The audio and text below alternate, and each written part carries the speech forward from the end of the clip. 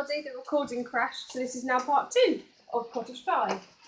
So, just added in the Worcestershire sauce, so now I'm going to add in some soy sauce. Always a nice ingredient, gets people wanting more. Like me.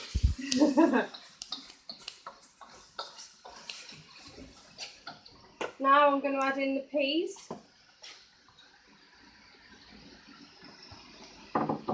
Very green. They're very green. Yeah, got to have nice green peas. Now to make the gravy-like sauce in this cottage pie, I have already organised the herbs and spices, as I told you about them earlier.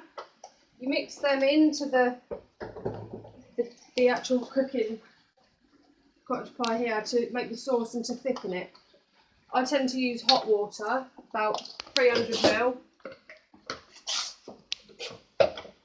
Saves waiting for it to reheat.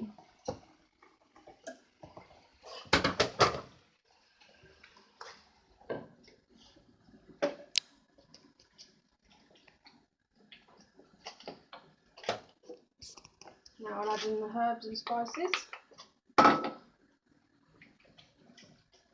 Turn it up a bit, get it back to boiling point so it can thicken. The flour in it will make the sauce thicken without having to use any gravy granules. Sometimes at the end, if I want it a bit more saucy, I add a bit more water, which I probably will today, and use some gravy granules to thicken it from there if need be. Nothing worse than a dry shepherd's pie. Mouldy shepherd's pie is worse. It is, you're quite right. Mouldy shepherd's pie is rubbish. What is cottage pie? It is cottage pie, you're quite right. Otherwise I'd be using lamb instead of beef. Just added in an oxo cube. Bit of stock flavouring.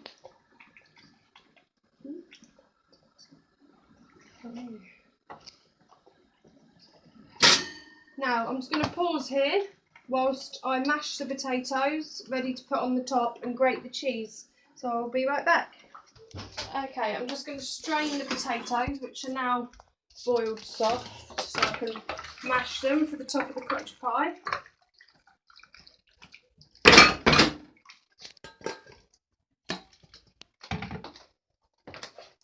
Again, that looks really moist.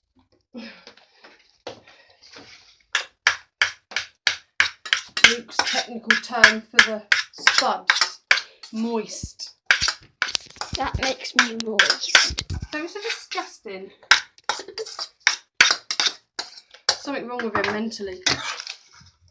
You can talk.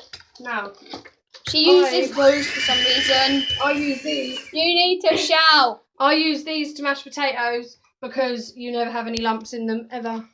Got a little trick up that I took off my mum. Ah!